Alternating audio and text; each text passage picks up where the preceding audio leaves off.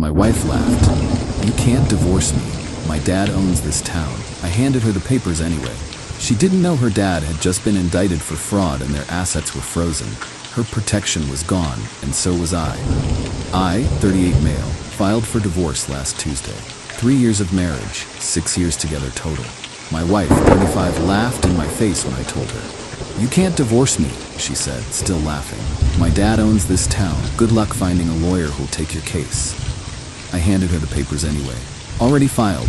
You've been served." Her smile disappeared. "You're bluffing. Nobody would dare." "Read them." She snatched the papers, eyes scanning fast. When she got to the lawyer's name, she actually relaxed. "Thompson? That's it? He's third rate. My dad will crush him." "Maybe he would've," I said. "If he wasn't currently under federal indictment for wire fraud and securities violations, all his accounts are frozen." The FBI raided his office yesterday morning. The color drained from her face, completely, like someone pulled a plug. "You're lying." I pulled out my phone, showed her the news article. "Local business titan under investigation, assets seized pending trial." Published 6 hours ago. She stared at the screen, then at me, then back at the screen. This doesn't change anything. He'll fix this. He can't even afford his own legal defense right now. The court appointed him a public defender this afternoon. "That's not. You're making this up." "Call him. Ask him yourself." She tried. 3 times, straight to voicemail. Her hands were shaking by the 3rd attempt. "He's probably just busy with lawyers. He's probably in a federal holding cell. They denied bail. Flight risk." I'd known about the investigation for 2 weeks. A buddy who works in the federal courthouse gave me a heads up after seeing the sealed indictment. The timing was pure luck, but I wasn't about to waste it. See, my wife's family had money. Real money. Her dad owned half the commercial real estate in our area, sat on every important board, played golf with the mayor. When we got married, I thought I was set. Financial security, good connections, the works. Turns out marrying into that family meant becoming their servant. "You'll work for my dad's company," my wife told me a month after the wedding. "He's setting up a position for you." "I have a job, engineering firm, good pay. This pays better, and it's family." The position was basically being her dad's errand boy, picking up dry cleaning, scheduling his appointments, driving him to meetings. Paid okay, but it was humiliating. My engineering degree gathering dust while I fetch coffee. "It's temporary," my wife kept saying, "just until he sees you're reliable." 3 years later, still fetching coffee. But the worst part? My wife's attitude. She'd become unbearable. "Can you pick up groceries?" I'd ask. "That's not my job. That's your job." "I work too. You work for my family, which means you work for me. Now go get groceries."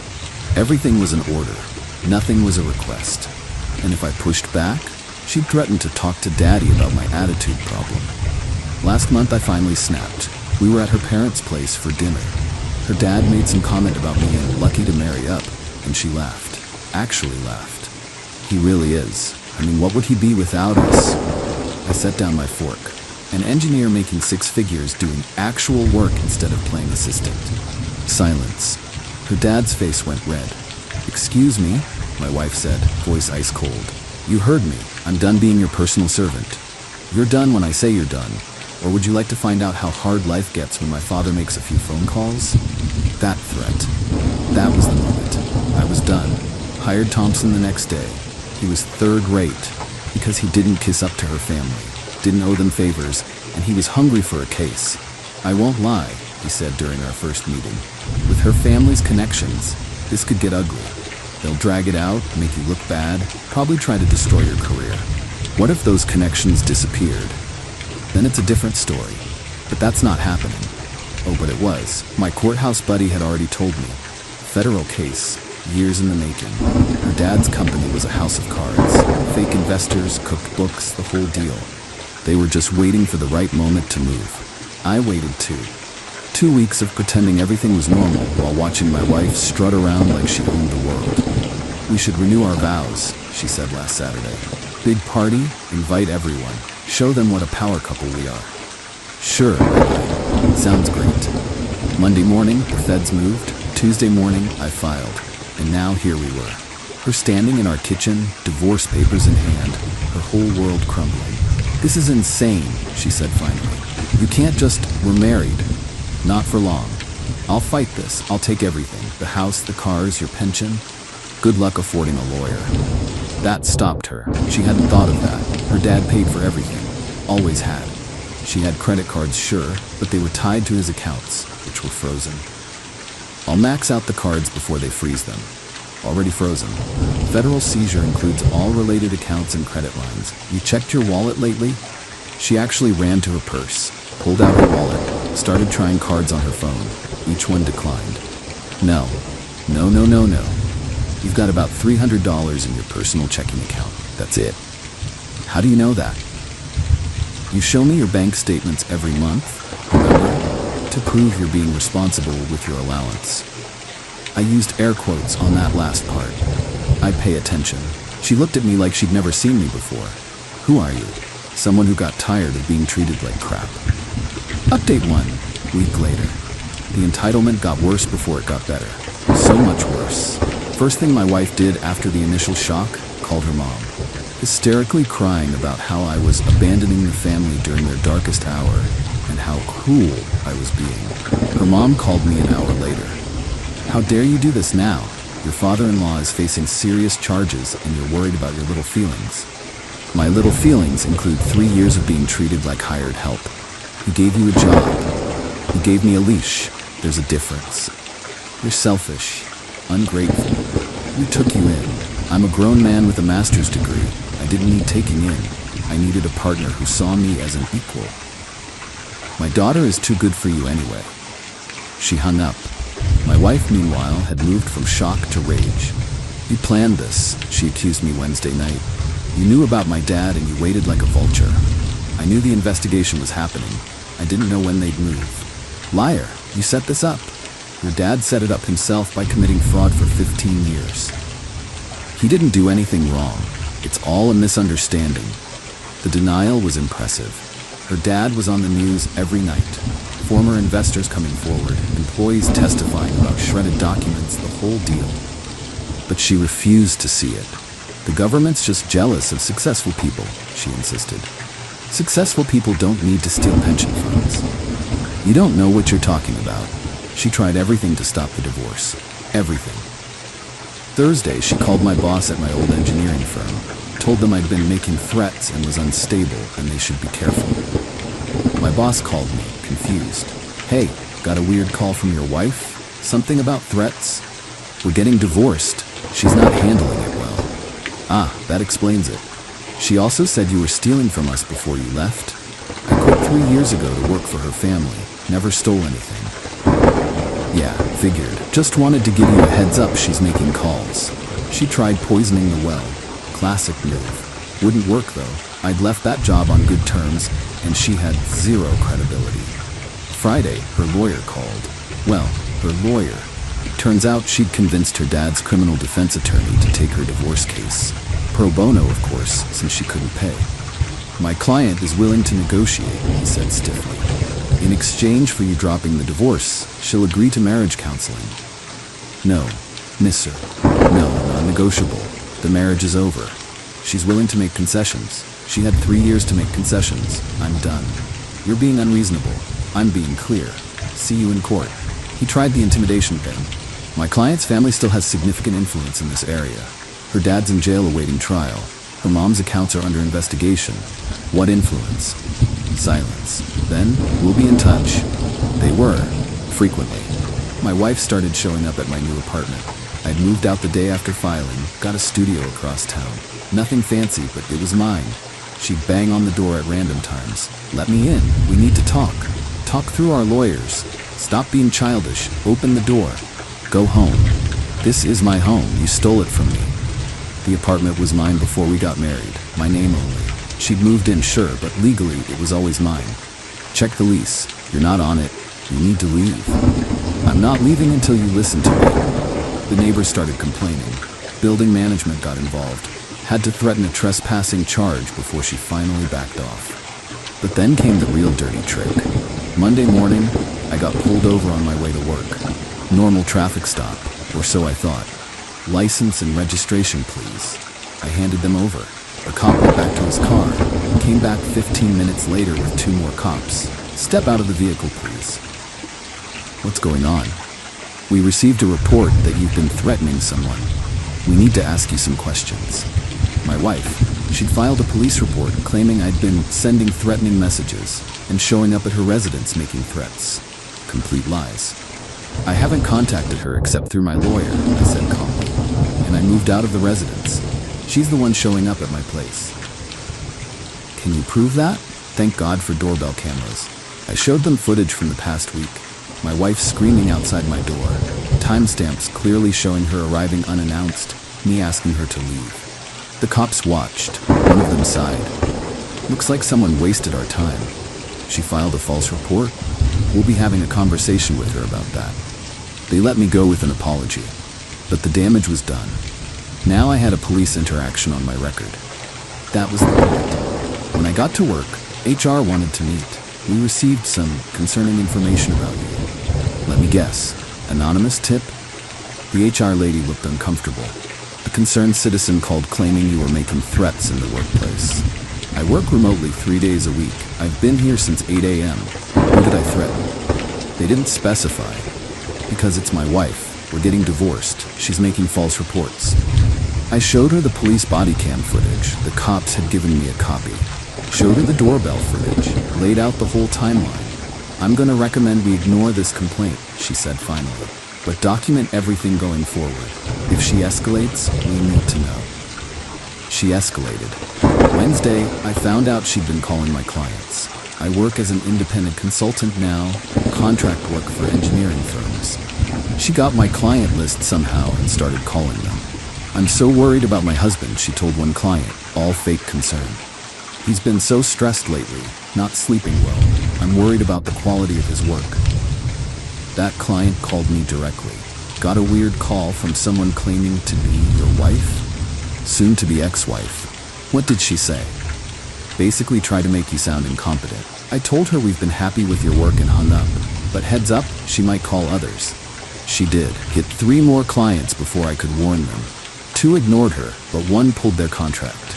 $15 job, gone. That was it. I called Thompson. She's interfering with my livelihood. What can we do? File for a restraining order and document everything. Every call, every visit, every false report. We're going to need it. The restraining order hearing was scheduled for the following week. In the meantime, my wife kicked it up another notch. She emptied our joint savings account. I'd forgotten about it. Small account, maybe $8 in it. We opened it years ago for household expenses, but barely used it. Both our names on it. She withdrew every penny. That's marital property, Thompson said when I told him. She can't just take it. Well, she did. We'll add it to the filing. Judge won't like it. She also took everything from the apartment. Everything we bought together. Furniture, kitchenware, decorations. Hired movers while I was at work and cleaned the place out. I came home to an empty apartment. Literally empty. She'd even taken the toilet paper. The pettiness would have been funny if it wasn't so infuriating. But here's the thing. Every stunt she pulled, every false report, every piece of harassment, it all went in Thompson's file. Building a case for her being vindictive, unstable, and destructive. Let her keep going, Thompson said. She's doing our job for us. Update 2, 3 weeks later. The restraining order got granted. Temporary for now, but solid. My wife showed up to the hearing with her dad's criminal attorney. Guy looked exhausted. Probably wasn't getting paid enough for this nonsense. Your Honor, my client is simply trying to salvage her marriage. By filing false police reports? The judge interrupted. By harassing her husband at his workplace and residence? By interfering with his business? Those are exaggerations. I have police reports, building manager statements, client affidavits. What part is exaggerated? My wife tried to speak. Your Honor, he abandoned me. You were served with divorce papers at your residence. That's not abandonment, that's proper legal process. But my father, your father's legal troubles are irrelevant to these proceedings. She started crying. Real tears this time, not the manipulative kind she used to use on me. I have nowhere to go, no money. He took everything. The judge looked at Thompson. Financial situation? The marital home is in my client's name, purchased before marriage. My client has been covering all housing costs. The defendant withdrew $8,000 from their joint savings account without permission and removed all shared property from the residence. I needed that money. For what? The judge asked. Living expenses. I can't work. I'm too stressed. You don't work? The judge checked some papers. According to the filings, you've been unemployed for 6 years? I was supporting my husband's career. I actually laughed. Couldn't help it. The judge gave me a look, but I saw his mouth twitch. Ma'am, the evidence suggests your husband was supporting you. Restraining order is granted. You are to stay at least 500 feet from the petitioner, his residence, and his workplace. Violation will result in immediate arrest. But you also owe the court $500 for filing a false police report. Payment due in 30 days. Her lawyer looked like he wanted to disappear. My wife was stunned. Outside the courthouse, she tried one more time. This isn't over. She hissed at me from her required 500 feet away. My dad's gonna beat these charges, and when he does, he's not beating them. The feds have 17 witnesses lined up. He's going to prison. You don't know that. I know the evidence, and you should start planning for a life without daddy's money. I'll take you for everything in the divorce. With what lawyer? The one you can't pay? That shut her up. Her dad's attorney had apparently quit that morning. Told her he couldn't represent her anymore due to conflict of interest. Translation, her dad couldn't even afford his own defense, much less hers. She was alone. For the first time in her life, no safety net. But I wasn't done. Not even close. See, when you work as someone's assistant for 3 years, you see things, emails, documents, confidential conversations where they forget you're in the room. I'd kept records, not of her dad's fraud. I'd had nothing to do with that, but of other things. Small things that added up, like the time my wife had her dad hire her friend for a no-show job. $60 salary, never came to the office once. Paid for 18 months before someone noticed. Or the time she'd used company funds to redecorate our apartment. $30 worth of furniture and art charged to office renovations. Or the emails where she bragged to her friends about never having to work because daddy takes care of everything. I handed everything to Thompson. Can we use this? He read through it, started smiling. Oh, we can use this. This shows financial dependence, misuse of family funds, and a pattern of entitled behavior. Perfect for arguing against alimony. My wife wanted $4,000 a month in spousal support to maintain the lifestyle she was accustomed to. Thompson was going to argue for zero. And with this evidence, he might get it. The preliminary divorce hearing was set for 2 weeks out. My wife had to find a lawyer fast. She found one. Bottom of the barrel family attorney just passed the bar. Kid looked fresh out of law school, completely overwhelmed. Your Honor, my client is requesting temporary spousal support pending the final divorce decree. On what grounds? The judge asked. She's been out of the workforce for 6 years while supporting her husband's career. Thompson stood. Objection. The defendant has not worked in 6 years due to choice, not necessity. Her husband worked for her family's company during that time, earning salaries separate from household income. Your Honor, she gave up her career. What career? Thompson said. According to tax returns, the defendant has never held employment for longer than 6 months. No career was given up. The young lawyer floundered. She sacrificed her potential. Your Honor, I have documentation showing the defendant living off family wealth, charging personal expenses to company accounts, and explicitly stating she had no intention of working. He presented the emails. My wife went pale. The judge read them. His expression said everything. Temporary support is denied. Defendant will need to seek employment. Your Honor, she has no job skills. Then she'll acquire some. This court does not exist to maintain anyone's lifestyle. Next hearing is in 60 days. Defendant is advised to find employment in that time. My wife stormed out. Her lawyer looked defeated. Outside, I finally relaxed. Thompson clapped me on the shoulder. That went well. Real well. With her behavior on record and these documents, you're looking at a clean exit. Minimal asset split, no alimony, done in 90 days. What about the apartment stuff she took? She's going to have to return it or pay you for it. Judge's order. She spent the $8. Then she owes you $8, plus the furniture value.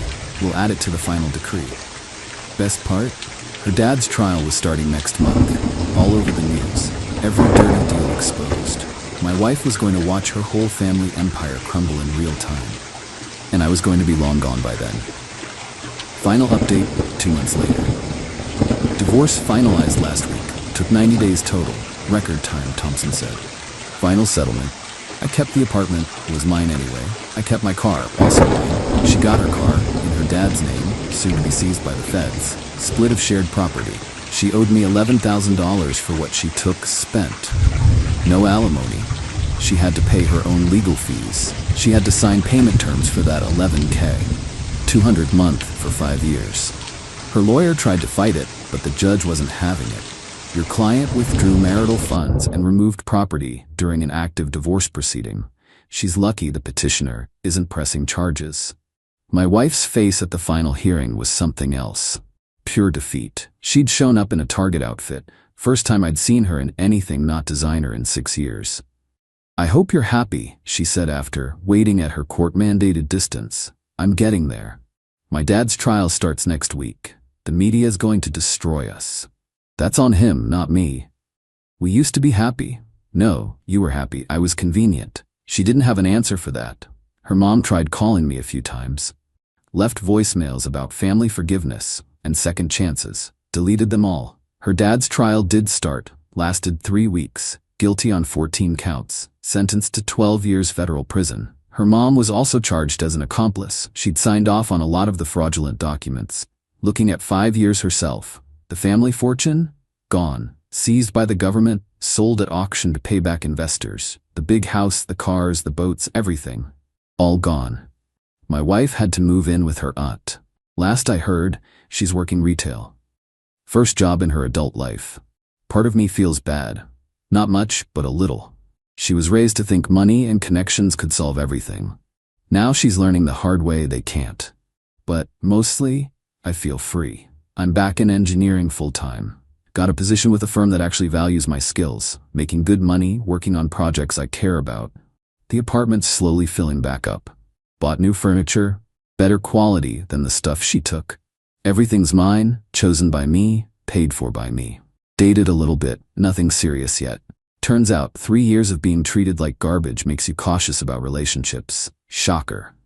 But I'm okay. Better than okay, actually. My wife thought her dad's power made her untouchable. Thought I'd never leave because I needed the family connections. Turns out, all I needed was the timing, and a little bit of luck. The FBI investigation wrapped up exactly when I needed it to. Her dad's arrest gave me the opening I'd been waiting for. And once that protection was gone, the rest fell apart on its own. She's paying me $200 a month now. Every payment a reminder that actions have consequences, that treating people like servants eventually backfires. That money, I'm donating it. Every penny. To a fund for fraud victims, specifically her dad's fraud victims. She doesn't know that yet, but she will when they send her the thank you letters. The divorce was expensive. Cost me about $8 in legal fees. Lost some friends who believed her version of events. Had a few rough months dealing with her harassment, but I got out. Clean break, no strings attached, no lifetime obligation to someone who saw me as less than human. And watching her world crumble, knowing I timed it perfectly, that wasn't revenge, that was justice. She gambled on her dad's power lasting forever. Bet everything on it. She lost. I won. And honestly, I'd do it all over again.